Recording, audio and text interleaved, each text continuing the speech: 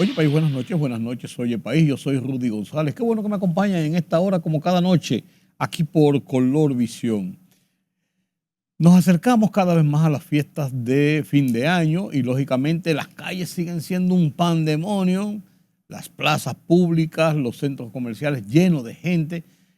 Ayer vi un reportaje en la televisión sobre lo que está pasando en la avenida Duarte en días de semana, abarrotada de gente, y el fin de semana se espera mucho más. Esos son los chelitos, el dinero que circula en esta época de diciembre, ese dinerito adicional que mucha gente espera. El gobierno ha dado ya prácticamente el 95, 96% del salario 13, doble sueldo, regalía pascual, sueldo de Navidad, como usted quiera llamarle.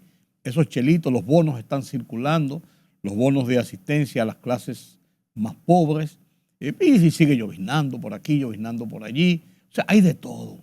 Y los tapones en sus 13. Oía de nuevo hoy a un funcionario del sector del transporte público, de las calles, del tema vial, diciendo que eso es normal en estos tiempos y que la gente tiene que cogerlo suave, que las cosas se están resolucionando. No le compro esa. No, excúseme, pero no le compro esa. Yo ando en las calles. Yo ando en las calles. Por ejemplo, hoy cerca de las 11:30 de la mañana, para cruzar la avenida 27 de febrero desde la Abraham Lincoln, norte-sur, desde la estación de La Lira prácticamente, a 100 metros, yo me cogí 19 minutos. Bumper con bumper, parado, bumper con bumper. Suerte que uno va oyendo música para bajar las tensiones. 19 minutos. Logré cruzar finalmente cuando el señor de la DGC le dio la gana, porque me cambió como 8 veces el semáforo de azul a rojo, de verde a rojo. 8 o 9 veces, y yo estaba como el tercero finalmente en la cola, después que dio paso a un chin de gente, y ahí estuve esperando 19, contado, lo conté con el reloj del vehículo. Pero cuando venía de norte a sur, porque tuve que bajar a la misma Abraham Lincoln, a casi esquina Independencia, cuando venía subiendo, fue peor. Desde la Sarasota, más o menos, las inmediaciones de los frentes, de donde está el 911 de un lado y la funeraria Blandino del otro lado, yo me cogí 23 minutos para llegar a La Lira, para llegar a donde se bifurca la Abraham Lincoln con la López de Vega. Eso no es posible. Eso es un desorden lo que están haciendo como le da la gana a Sigún. Dejen que funcione el fuñido semáforo que tiene un timer, 45 segundos para acá, 40 segundos para allá, un minuto para acá, y hay un flujo de vehículos, no estancado un grupo de vehículos.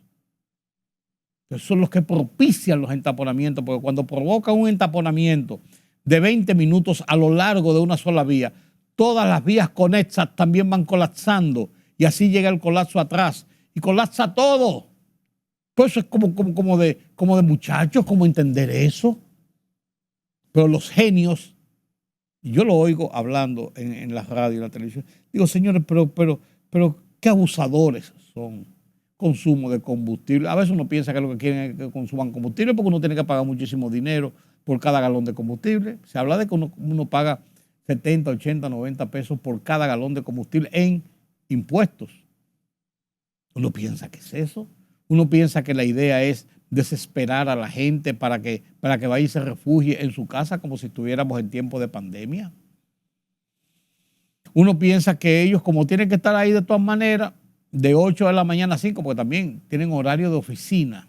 Como están ahí de 8 a 5, a ellos les importa lo que pasen, ellos pasa para acá, pasa para allá, pasa para acá, a su antojo, a según. Antes de ayer, oigan las bocinas como se oyen aquí adentro, que esto es un cuarto cerrado a prueba de sonido. Antes de ayer, les contaba de cómo un agente de tránsito, y eso se repite todos los días. Oigan la bocina, Dios mío. Bloquearon una zona y eso es tiempo esperando, tiempo esperando, tiempo esperando, tiempo esperando. Y la gente comenzó a tocar bocina, porque estaba molesto. Entonces, ¿tú sabes lo que hizo él? Él estaba cuadrado así, porque era para la vía que sube. Lo que hizo fue que se volteó y le dio la espalda del lado que estaban tocando bocinas para dejar pasar a los otros. Y cada vez que le hacían, y bibi, hacía así. Como que dice, ¿y qué? Yo soy el que manda, aquí yo soy el jefe, yo soy el papaupa de la matica. Sí, ¿no? Pero, como dicen algún día Jorge Blanco, yo no sé cómo vamos a solucionar esto. El tema de migración y las repatriaciones sigue siendo un tema interesante aquí en República Dominicana y hay dimes y diretes, hay reportajes, hay acciones de violencia y declaraciones del director de migración y también se habla ya de un nuevo embajador de Haití en República Dominicana. Hablaremos de este tema más adelante. La renuncia del ministro de Economía, Paveliza, nuevos embajadores, sustitutos que han nombrado en un movimiento en el sector de relaciones exteriores, el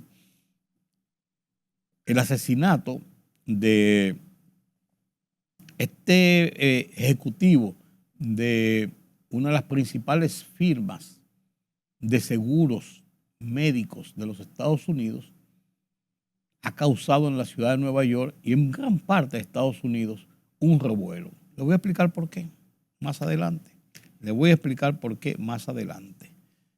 Mi columna de esta semana en Oye País, en el Listín Diario, ¿de brazos cruzados o prudencia? Analizo el tema de lo que pasa interno en el PRM. Carlos Cuello hablará con nosotros sobre la economía, las últimas medidas, ya cerrando el año, echándose la paloma. Esto y mucho más después de la pausa.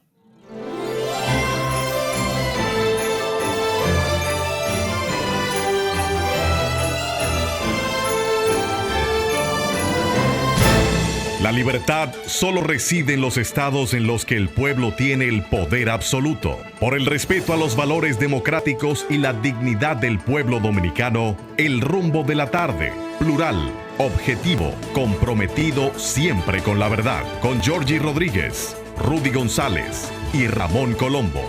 Los poderosos ya están en el aire.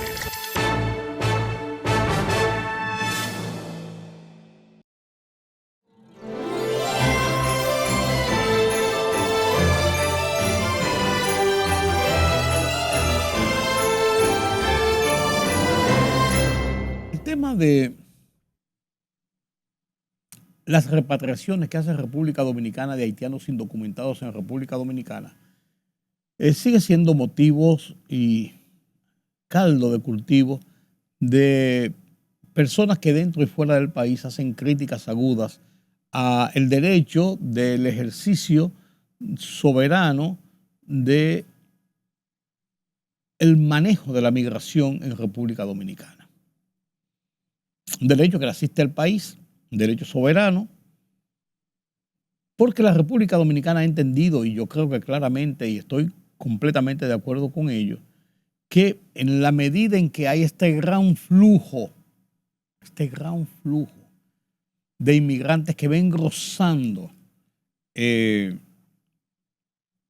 la población en República Dominicana, en esa misma medida se va disminuyendo la asistencia pública en todos los sentidos y la realidad social de República Dominicana. Somos una nación de 10 millones y medio de personas. Si usted yo creo que debe haber un nivel, un porcentaje de inmigración que nosotros podemos tener, aceptar, manejar. Pero una migración desbordada, que se habla de 1 o 2 millones, nadie sabe cuántos. Estamos hablando de que quizás de cada 10 dominicanos, hay 2 haitianos. Esta gente no. Los inmigrantes consumen alimentos. Servicios, agua, luz, vías públicas, servicios públicos, educación, servicios de salud, todos los servicios de seguridad, todos los servicios que recibe toda la gente que está en el país. Pero también accede a la mano de obra principalmente de gente de clase media hacia abajo, donde más cantidades de personas acceden regularmente en busca de ganar el sustento diario y de tener fuentes de ingresos. Desplazan mano de obra dominicana. Bueno, si los dominicanos no quieren trabajar en la construcción, que trabajen los haitianos. Si no quieren trabajar en la agricultura, que trabajen los haitianos. No es esa la forma. Ese es el leitmotiv y a final de cuentas, si nos ponemos y lo ponemos en una balanza, esto es lo que ocurre. Sin embargo, ¿por qué van más haitianos a la construcción que dominicanos? Hay que buscar sociológicamente. Tenemos que averiguar qué pasa. Salarios, condiciones de trabajo, forma de vida. ¿Qué significa esto? Porque tiene que haber un comportamiento socioeconómico, sociológico, que nos indique qué está pasando con esto, igual que en la agricultura. Cuando era el tema de la producción azucarera y el corte de la caña, se entendió en un momento determinado que las condiciones en que vivían los haitianos y la crudeza del trabajo del corte de la caña a mano, con un machete, con esa chispera, como le dicen, bajo el sol ardiente, con remuneraciones no tan trascendentes ni importantes. Se entendió, entonces usted iba a esos barracones donde vivían los haitianos que venían contratados por el gobierno con un acuerdo de gobierno a gobierno y cuando terminaban se iban de nuevo a su país. Las condiciones de ese trabajo, los dominicanos comenzaron a considerarla como un trabajo de esclavos, por lo fuerte, lo duro que era y la poca paga que recibían. Y entonces los dominicanos, se entiende que muchos dominicanos pensaban, contrale, es un trabajo de esclavos, vamos a buscar un trabajo más digno, que me dé mejores condiciones y además de eso que me aporte más ingresos. Eso tenía un entendido. Pero ahora, ahí, en todo, no solamente en la agricultura y la construcción, están en todo los haitianos. Entonces, esas cifras que acaba de revelar el listín diario del del Servicio Nacional de Salud, cifras oficiales, de que unos 33,000 y tantos, ¿cómo es? 3,000 y tantos, no, 35,000. ¿Cuánto es? Fíjate, para no estar hablando disparates. Para no estar hablando disparates, señores. Que aquí, ¿dónde está? Cero mata cero.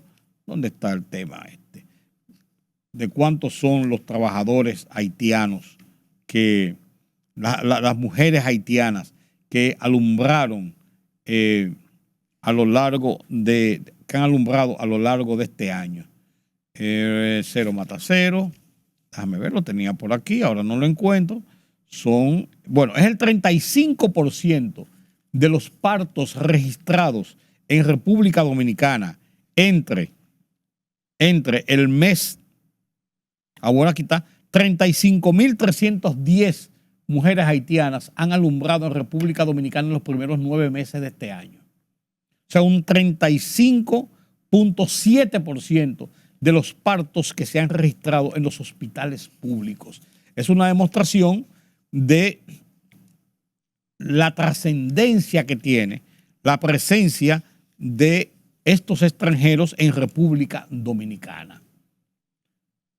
Si un 35% de extranjeros están recibiendo esas atenciones en los hospitales públicos, atenciones que por demás en conjunto son precarias, que a veces no hay una cama, que no hay la capacidad de personal para atenderlos, el costo que esto representa.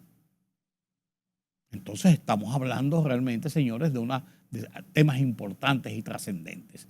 Pero a lo que me quiero referir además de esto es que Además del reportaje del New York Times que les comentaba ayer, además de esto, y las groserías que se dicen ahí del proceso de repatriación que lleva a cabo República Dominicana, está las reacciones muchas veces violentas, como ocurrió en el sector Piantini con una patrulla de migración que estaba tratando de hacer un arresto.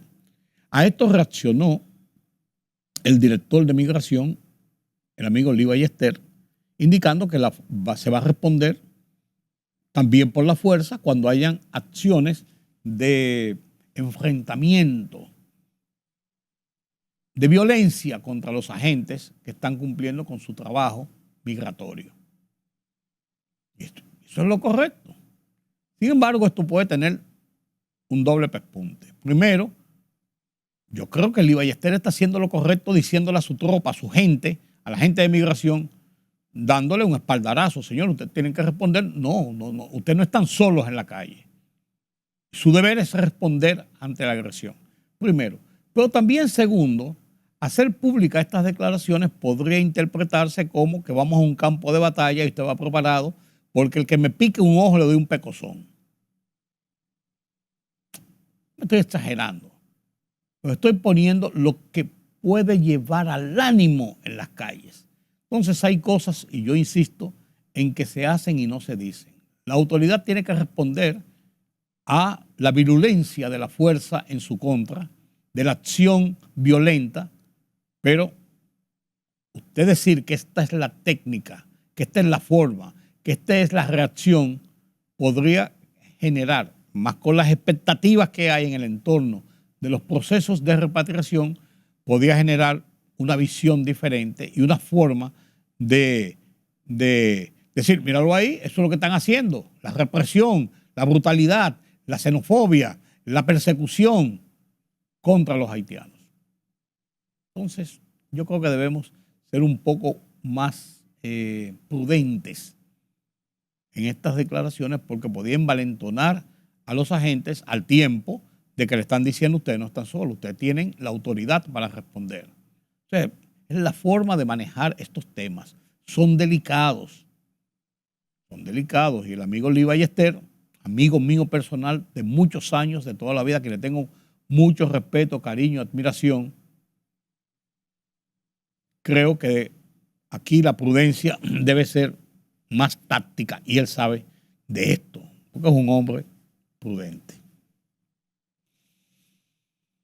Conjuntamente con esto, hablamos de, aunque le rompo el orden a mi productor, de lo que habíamos planificado para la consecución de hoy, vamos a citar inmediatamente lo que se está ya anunciando de manera extraoficial, porque no ha salido, no se ha dicho oficialmente, sino se dijo en Puerto Príncipe y se ha dicho también en otros lugares, se ha publicado en República Dominicana. Wody Edson Loidor es el nuevo embajador designado por Haití a República Dominicana. Y este señor, el Consejo de Ministros lo ha anunciado como nuevo embajador, porque no tenemos embajador en República Dominicana. A quien tenemos es a un ministro consejero, un ministro de negocios. Este es el embajador. Él viene viene directamente, es un investigador catedrático de la Pontificia Universidad Javeriana de Colombia. Un investigador y catedrático de la Universidad Javeriana de Colombia. Destacado miembro de la diáspora haitiana en Colombia.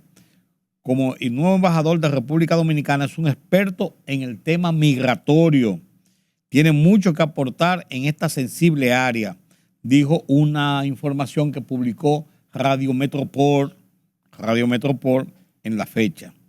Él viene a cumplir esta plaza y abre muchas expectativas, porque el Consejo Presidencial, que actualmente tiene el poder en Haití, y el primer ministro, nuevo primer ministro, y esta es una designación del Consejo Presidencial, tienen en República Dominicana un aliado que deben aprovechar, un aliado económico, un aliado político, un aliado estructuralmente necesario para el proceso que trata de instaurarse y volver a un asunto, a un tema institucional en Haití que se perdió hace mucho tiempo. Ojalá que este hombre que viene con este currículum y es experto en asuntos migratorios, de derechos humanos, y además de eso es un catedrático que habla sobre estos temas, es un investigador que habla sobre estos temas de la diáspora haitiana, ha vivido mucho tiempo fuera de Haití.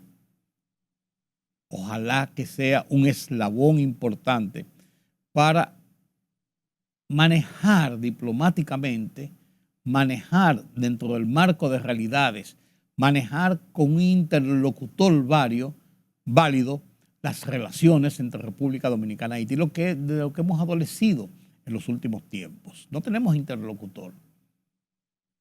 Y la última señora, la canciller nada más y nada menos, la señora Dominique Dupois, resultó ser una enemiga rayé de República Dominicana que buscaba el enfrentamiento, el choque, la disidencia con el país para tratar de ganar lauros en su país, en sus aspiraciones, quizás de presentarse a la presidencia en las próximas elecciones, que todavía no se saben cuándo van a ser, pero se habla de finales del año que viene.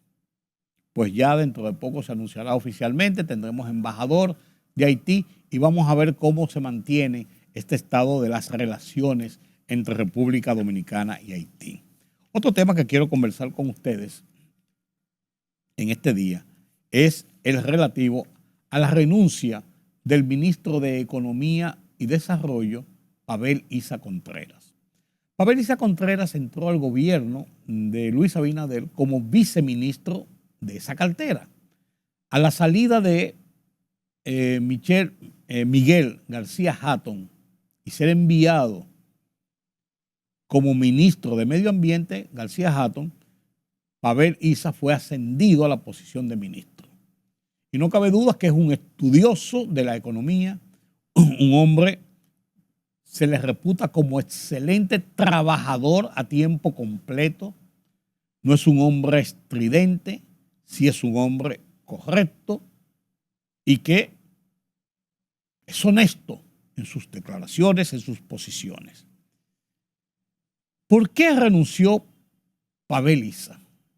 La carta, voy a leer unos párrafos, habla de que él renunció, deja entender por la fusión que se ha hablado ya del Ministerio de Hacienda con el Ministerio de Economía y Desarrollo. Y todo parece indicar que la potencialidad de seguir siendo el ministro de esa nueva fusión, de esa nueva estructura, sería Jochi Vicente. Y entonces Pavel Issa volvería a ser un viceministro. Es más o menos lo que se ha rumorado.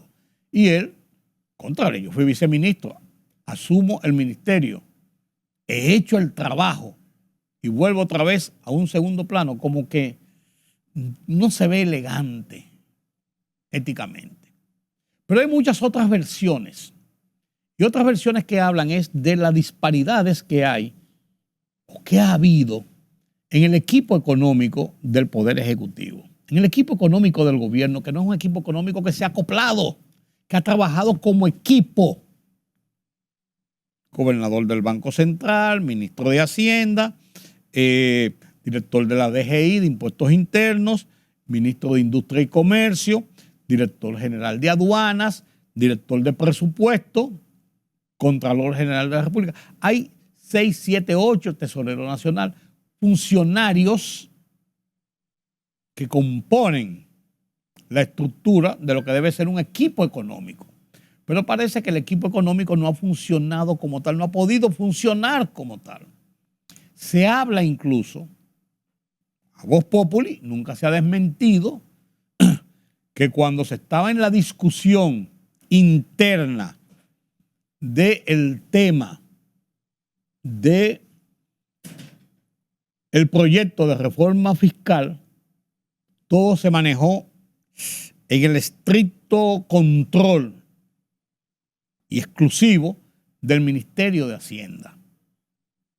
Se habla incluso, se ha mencionado, que en una reunión del equipo con el presidente de la República, cuando se instaba a que los funcionarios del sector económico salieran a los medios y a los foros del país a plantear y a defender el proyecto de reforma que se estaba presentando, que se iba a presentar todavía, le habrían pedido a cada uno, señores, salgan a defender eso, y que Pavel Isa se ha dicho, y otros más habría dicho, bueno, yo no puedo salir a defender lo que no conozco. No conozco el proyecto en su esencia. Y que le habrían dicho, bueno, pues hable con Jochi Vicente, que él lo tiene, para que le explique y más o menos lo ponga al día. Si eso ocurrió así, eso es catastrófico. Pero dicen que habían desavenencias en las formas de la presentación, de la estructura de ese proyecto de reforma, y nada más y nada menos que el ministro de Economía tenía algunos reparos de algunas formas, de algunos mecanismos sobre esto, pero que se impuso siempre la decisión del ministerio y el ministro de Hacienda. Y que habían ciertas fricciones y ciertas rebatiñas y ciertas áreas de ego entre unos que tenían el control de las cosas y no aflojaban, y de todo esto se ha hablado. Se habló incluso de que cuando se retiró el proyecto de reforma fiscal, Jochi Vicente le habría presentado renuncia al presidente de la República y que éste no se la había aceptado y le había dicho que no era un momento de desarticular toda la estructura del sector económico del gobierno. Todo eso se ha dicho, nadie lo ha desmentido. Eso es vox populi en los pasillos del empresariado, en los pasillos de la alta dirigencia de los medios de comunicación del país, la gran prensa. Eso es vox populi en sectores políticos internos del gobierno, del Palacio Nacional. Nadie lo ha desmentido. Entonces, esta carta de Jochi Vicente dice que le agradezco enormemente la oportunidad que me ha dado de aportar e impulsar políticas para el desarrollo sostenible y resiliente, la transformación productiva y la equidad. En este periodo, el ministerio se ha esforzado en promover una perspectiva a largo plazo para la definición de políticas, en afianzamiento, la planificación como instrumento de desarrollo y en apoyar los primeros pasos que da el país en materia de ordenamiento territorial. Espero que los cimientos que el equipo del ministerio está dejando sirva de base para la enorme tarea que tendrá la nueva institución, o sea, la fusión, para acelerar el camino en el que estamos obligados para lograr un mayor bienestar para la gente y que ésta pueda ejercer plenamente todos sus derechos. Le agradezco enormemente la oportunidad que me ha dado.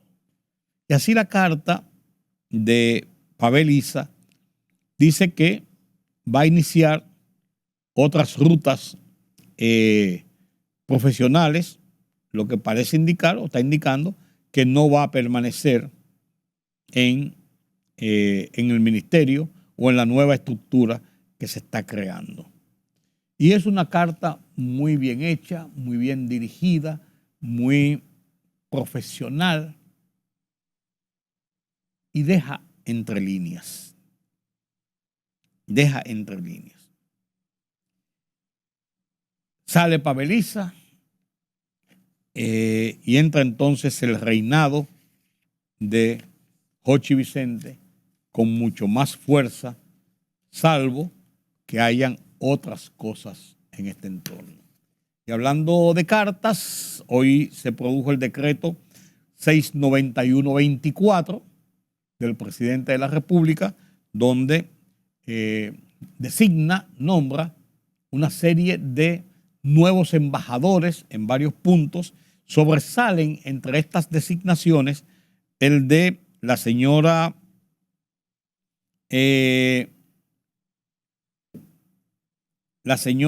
Yolanda Alejandra de Fátima Victoria Álvarez en Antigua y Barbuda, quien viene a sustituir a la señora Raquel Jacobo de Cabral, la esposa de Frank Cabral, quien estaba en la posición desde diciembre del 2018, o sea, tenía 6 años en la posición, después de haber pasado varios años como cónsul general en Canadá. Y digo que sobresalen porque sabe mucha gente de la situación de salud de Frank Cabral, un hombre altamente conocido y de mucho uso en el Estado Dominicano, a lo largo de toda la vida, por así decirlo, el Estado Dominicano después de caída la dictadura. Un hombre que ha incidido siempre en el poder del Estado, en asuntos de inteligencia, de seguridad del Estado, todo este tipo de cosas. Entonces, doña Raquel sale de esa posición. Pero también hay otro que es el de Rosa Hernández de Grullón. Rosa Hernández de Grullón, quien es desde el 2012, noviembre del 2012, embajadora de la República Dominicana en Francia. Es la esposa de Manuel Alejandro Grullón, presidente del Grupo Financiero Popular. Se habla de que ella iría a Londres, a Inglaterra, a ocupar la embajada en Inglaterra, pero no se ha anunciado este nombramiento. Entonces hay muchos otros nombramientos. También está el caso de el señor Fiallo, que fue por mucho tiempo embajador, por los últimos tiempos, embajador ante la OEA, de República Dominicana ante la OEA, había sido cambiado a Costa Rica a principios de este año y en su lugar se está designando a la señora María Amelia Marrancini Grullón. María Amelia Marrancini, uno de los 3 hijos de don Celso Marrancini y hermana de Celso Juan Marrancini, quien es el presidente del CONEP. Busquen este decreto 691-24. Hay muchos otros nombramientos y cada uno tiene, como todas las cosas en República Dominicana, sus puntos oscuros, sus puntos de controversia, sus puntos de morbo, sus puntos de intrigas. Y hay otros que son movimientos regulares. Vaya usted a ver. Miren, el asesinato de este joven, de este señor, de Brian Thompson, ocurrido el 4 de diciembre, que es el ejecutivo del United Healthcare, que es una de las principales compañías de seguro de los Estados Unidos, ha abierto una controversia muy grande en los Estados Unidos. Recibió un disparo de un arma con un silenciador que le hizo una persona mientras caminaba por una calle de Manhattan en horas muy tempranas de la mañana, todavía semioscuro. Iba a una reunión a uno de los hoteles ahí cercano donde estaba y una persona le disparó en la cabeza por la espalda y lo mató. Se acusa a Luigi Mangiori, un joven de familia adinerada, de un joven que tiene muchos reconocimientos como estudiante, como excelente profesional, joven de 26 años. Se acusa de haber cometido el asesinato. Y esto ha provocado una oleada en los Estados Unidos y en Nueva York específicamente, pero en los Estados Unidos, de mucha gente que extrañamente se ha volcado en favor de este hecho cometido por el joven, como una forma de la crítica contra las aseguradoras, principalmente en el plano médico.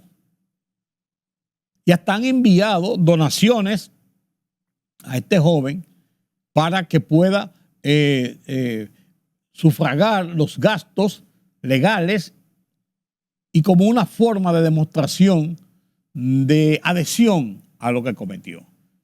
La prensa, la gran prensa norteamericana ha hecho debates en la televisión norteamericana. Anoche había un debate intenso en una de las cadenas de televisión a nivel nacional de los Estados Unidos con expertos abogados y expertos en los temas de los seguros y los servicios médicos y todo esto, viendo el significado de esto de cara a lo que ha sido la reacción de la gente.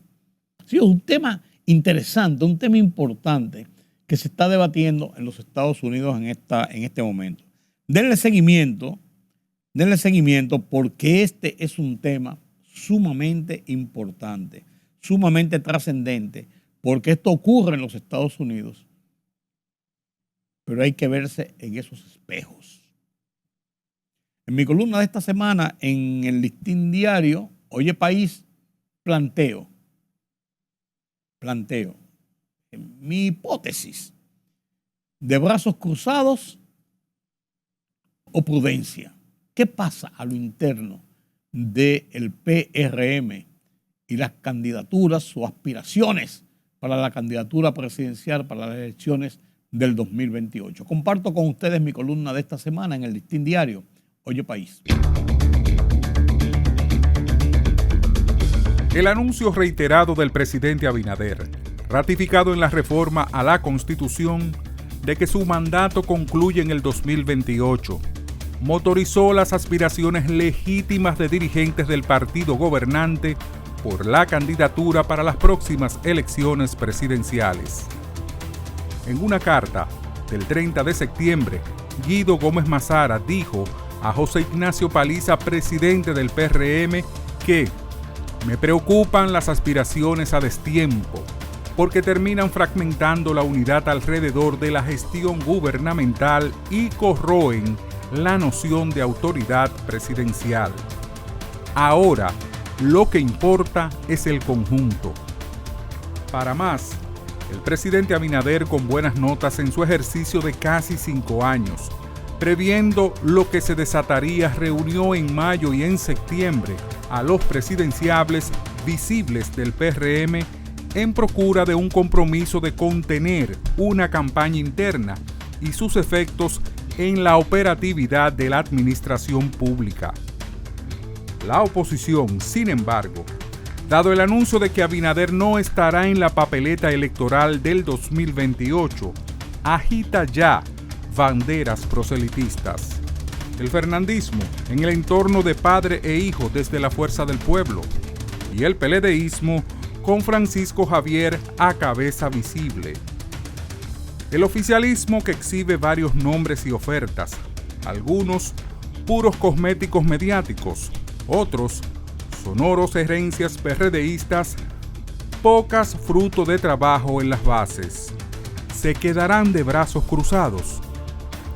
Paliza quiere en enero reglas que eviten un desborde que convierta las dependencias públicas en un campo de batalla de las tendencias intestinas del PRM. Una realidad que llama a la prudencia fue advertida por Guido. Nadie en el PRM puede tener éxito en el 2028 si este gobierno no hace buena gestión de desempeño. ¿Logrará el PRM esa moderación pretendida?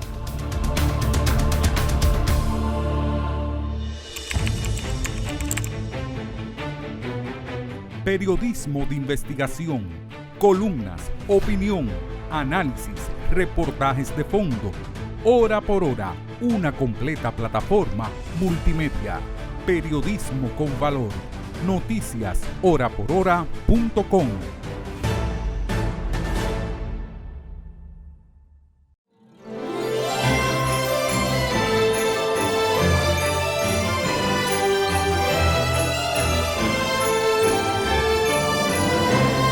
Gracias por continuar con nosotros aquí en Oye País. La economía está muy interesante. En estos días cerramos el año y al cierre del año, como les decía la semana anterior, siempre están ya las evaluaciones de qué ha sido el año, cómo ha terminado, cómo están las cifras, cómo están las estadísticas, hacia dónde vamos el año próximo.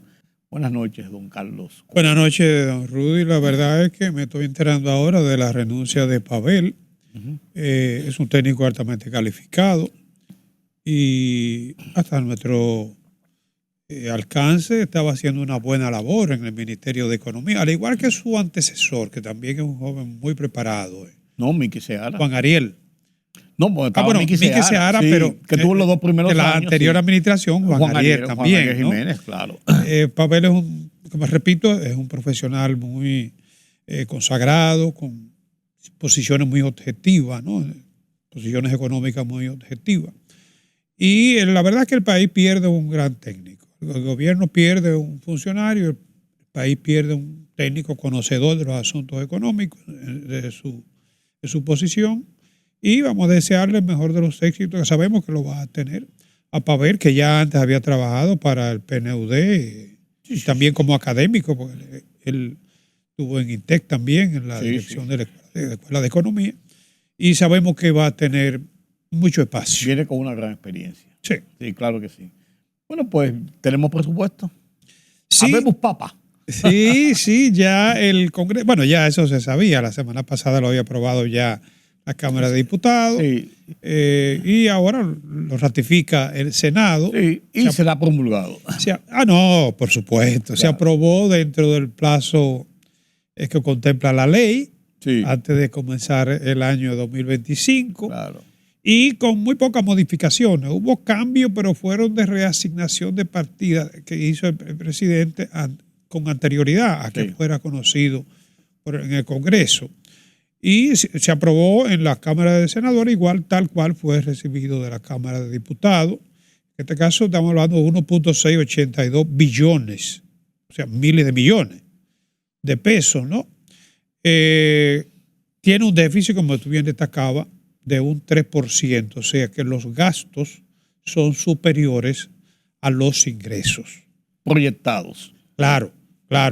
Ese déficit va a requerir de una necesidad financiera de 242.869 millones, 70 millones de pesos.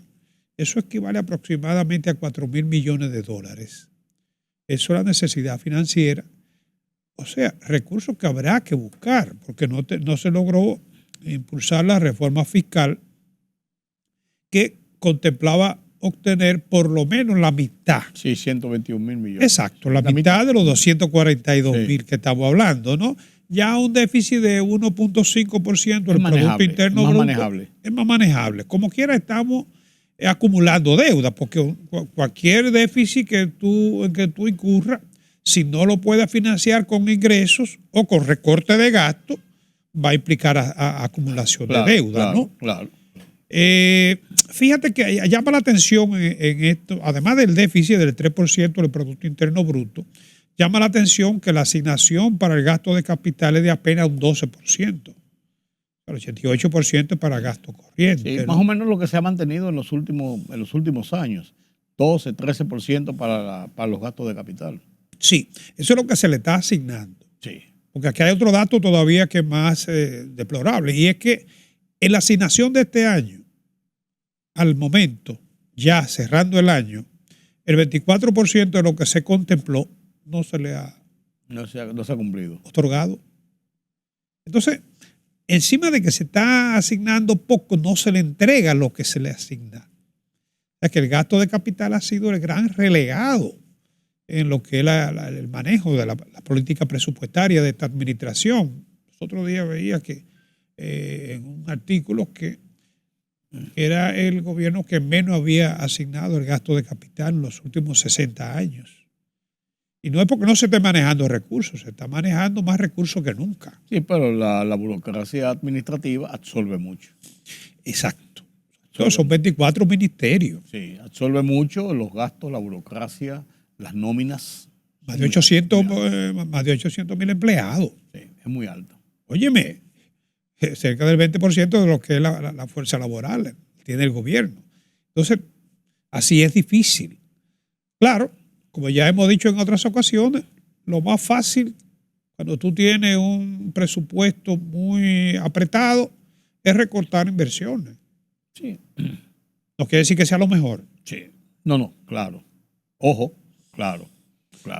Entonces, la inversión que se está haciendo aquí, porque no ha caído la inversión en la economía, pero hay inversión privada.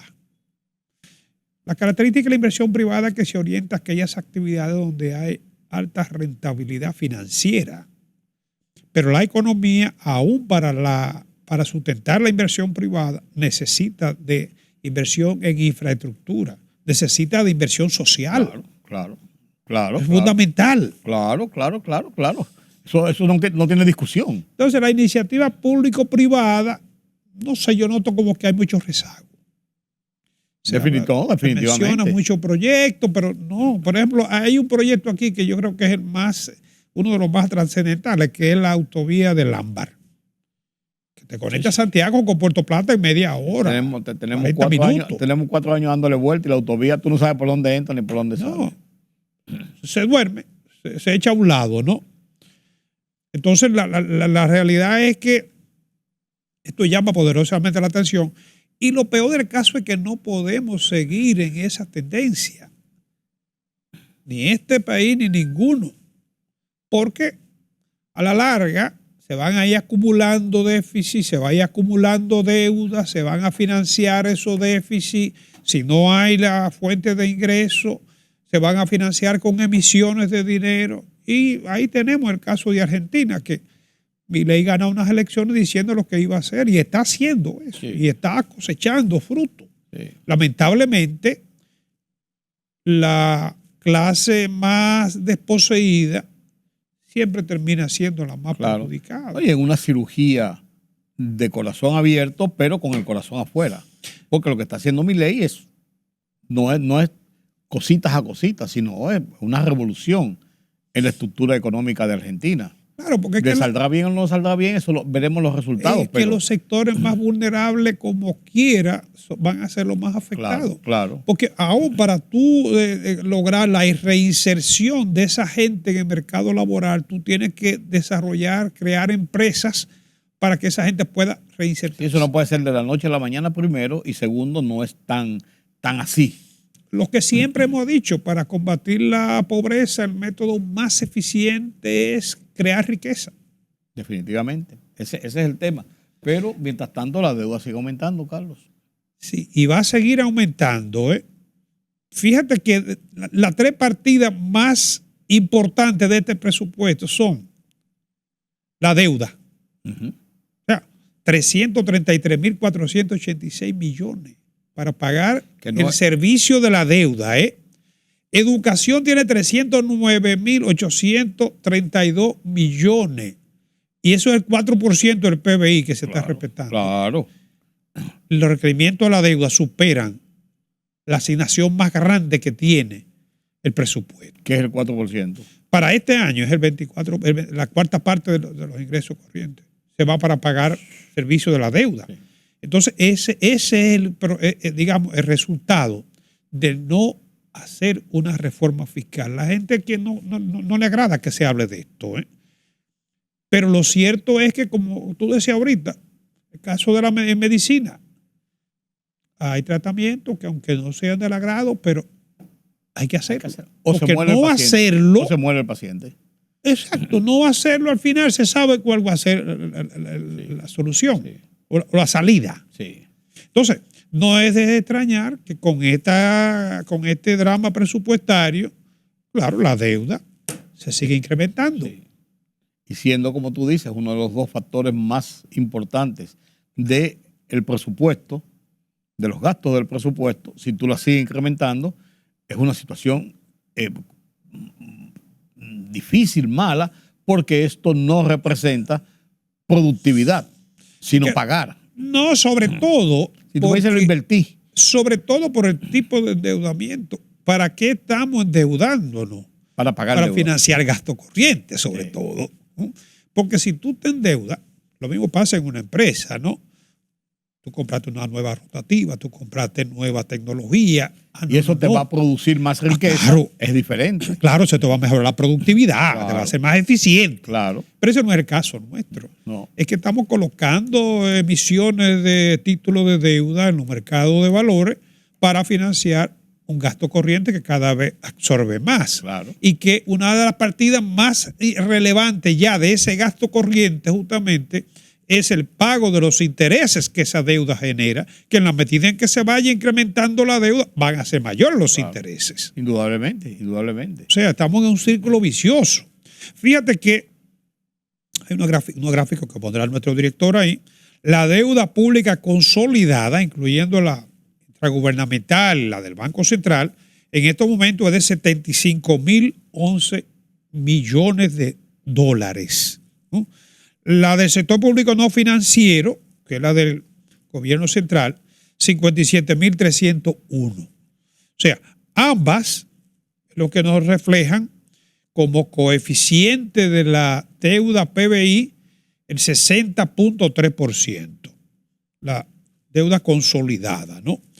Y la del gobierno el 46% del Producto Interno Bruto. Ha bajado. Han bajado las dos, sí. Cuando la pandemia subió, sobrepasó el 70%. Sí, pero eso, claro, eso fue un episodio. Es que el producto cayó también. Claro, un episodio. O sea, cayó el producto y obviamente que la proporción se incrementó porque también hubo que buscar recursos, ¿no? Fue una coyuntura que afortunadamente la hemos mejorado, ¿no? El 46%. Y aquí obviamente hay que destacar que el 14.2% de la deuda del Banco Central, que es deuda pública y que se está manejando, digamos, posponiendo, difiriendo, se está toreando, ¿no? Con emisiones para recoger, ¿no?, dinero que se busca quitarle presión a lo que es el circular. Pero es una deuda pública y se ha ido incrementando a tal nivel de que ya, fíjate, representa un 14.2% de la deuda. Sí. Son casi 20.000 millones de dólares. Sí. Y que eso también hay que buscarle respuesta en una reforma fiscal integral que necesita, que urge poner en práctica. Esa misma reforma tiene mucho que ver con todo esto de la reforma laboral, porque también, si lo pensamos, aunque tú dirías, bueno, pero esto no representa ingresos directos, sí, pero una armonía, una tranquilidad en el sector productivo del país sí puede significar pasos importantes para la consolidación de lo que estamos buscando. Es cierto, y sobre todo, y esto lo tocaba Pavel en una entrevista, fue su última entrevista como funcionario. No sabemos porque es al 10 de enero. Bueno, digamos que su más reciente entrevista, ¿no? Con un medio de comunicación, el de los Martí, el Dinero. Sí. Y él lo planteaba que él admite que la economía ha logrado niveles de crecimiento favorables, pero que la parte social, digamos la redistribución, la manera como esa riqueza llega a la gente, ha habido limitaciones. Claro. Mira, una de las mejores maneras de tú evaluar el alcance del progreso de la economía en la población, porque en definitiva es la sociedad en su conjunto la que genera la riqueza. Claro, el empresario es una pieza clave. Claro. El capital es fundamental. Pero el todo es lo que genera. Ese trípode. Riqueza, claro. Y la mejor manera de tú garantizar o de tú, digamos, llegar a la gente es mejorando las condiciones laborales. En todo el sentido de la palabra, ¿no? Retribución, formación del trabajador, estabilidad del empleo, seguridad social, todo eso como un conjunto, ¿no? Es lo que va a permitir que la economía, en definitiva, pueda avanzar hacia lo que es el desarrollo, que supone calidad de vida. Desarrollo supone calidad. Crecimiento es cantidad. Pero si el crecimiento no llega a la gente, entonces vamos a tener una dualidad aquí que ni siquiera garantiza que ese crecimiento será sostenible. Definitivamente. Porque si no hay estabilidad social, podrá haber riqueza, pero está en peligro. Hay que estar claro en esto, ¿no? Claro. Entonces, la reforma laboral va en esa dirección. Se toma en cuenta aquí la seguridad social, que parte de lo que es reforma laboral, ¿no? Mejorar la calidad del ingreso de la gente, ¿no? Garantizar la estabilidad del empleo y también, bueno, hasta cierto punto, el quitarle incertidumbre al trabajador. un trabajador con incertidumbre de que no sabe si lo van a dejar, o sea, que está, digamos que en la cuerda floja, ese trabajador no puede ser eficiente. No, aunque quisiera. Ni puede tampoco garantizar lealtad a la empresa. Aunque quisiera. Claro, porque así. tiene necesidades Es también. así. No es así. Entonces, el código laboral, o un código laboral, una legislación laboral, va en esa dirección. En el caso nuestro, es una pena porque no se haya llegado a feliz término en este proceso, que lleva ya más de 10 años, el 2012 tengo entendido, Sí, ¿no? sí. Y que el que está vigente es del 92. Del 92. O sea, tiene más de 30 años 32 ya, ¿no? años. Entonces, en lo que se refiere a algunos cambios, fruto de los mismos cambios de la economía, como la tecnología, el teletrabajo, el trabajo doméstico, todo eso parece que se ha logrado ya un consenso. Sí. El tranque está en un punto. En un punto. Y la cesantía que viene, es la verdad, la cesantía viene de cuando no teníamos la seguridad social que tenemos ahora. Entonces, es verdad que es un derecho adquirido. Pero, sí, pues el derecho adquirido no se toca. Se toca a partir de. En todo caso, se podría tocar a partir, exacto. No, porque es así, la ley no es retroactiva, es a partir de. Pero de todos modos, el sector laboral dice que eso es innegociable. Y ahí es donde se ha planteado el asunto. Vi dos opiniones de dos ex ministros de Trabajo, Rafael Alburquerque y don Milton Rey Guevara. Donde ellos dicen que, bueno, aquí una salida salomónica sería la que se está planteando con el Código Penal. Dejar ese tema o dejar las cosas como están y entonces volver a discutirlo. Decía una cosa muy interesante el ministro de Trabajo los otros días, y es el hecho, en una entrevista vi que decía que es el hecho de que en México durante 75 años no se había tocado el Código Laboral y se tocó en el 2019 y se hicieron una serie de cambios y hubo tranques de esa naturaleza, pero que del 2009 a la fecha ha habido 9 nuevas reformas a puntos que quedaron pendientes. Sí, entonces él decía, no vamos a parar el todo por un punto cuando podemos seguir negociando el punto. Claro. Y eso tiene sentido, y ahí por eso entra la advertencia que hacen Alburquerque y Rey Guevara sobre de que no parar el todo por un punto que podía seguir discutiéndose más adelante. Lo que pasa con el Código Penal. El día eso mismo. Por una causales no se aprueba el Código Penal. Ese no es, el Código Penal no son las 3 causales. No. Quizás es lo de menos, a final de cuentas. Y en el caso de la cesantía, tiene un interés en los trabajadores, tiene un interés en los empresarios, pero hay muchísimas otras cosas que van a aportar para ambos sectores que yo creo que podían manejarse. Más importante que la cesantía misma son los correctivos que se están introduciendo para evitar los excesos. Los procesos judiciales que no sé. Los embargos. Sí. Injustificados. Ahora se está hablando ahí de un embargo retentivo simplemente. La empresa puede seguir trabajando, se levanta un inventario, se pone un secuestrario, pero la empresa no se para. La empresa sigue produciendo para pagar lo que se está demandando. Claro. O sea, cosas como esa. Pero hay que ver los ánimos a final de cuentas. Así es, pero la verdad es que debería ya creo que se le cae ahora, no sé. No, se introdujo ahora, no se cae. Puede seguir hasta. Pero ya no hay que seguir discutiendo tanto. No, y aparentemente piensan retomarlo a principios de enero porque la legislatura termina el 26 de enero. Así ese punto se ha mantenido y no ha sido objeto de controversia laboral. Debían solucionarlo. Debemos dejarlo así ya, dejemos lo que está funcionando, que siga funcionando. Así es. Gracias, don Carlos. A usted. Gracias a ustedes, amigos, por acompañarme en este conversatorio. Con Carlos Cuello hemos hablado de la economía. ¿Qué temas interesantes? Este tema de la cesantía es un tema que todavía sigue evolucionando, pero también los temas del presupuesto nacional y la deuda. Gracias por su compañía. Pasen un feliz resto de esta noche. Nos vemos mañana. Yo soy Rudy González.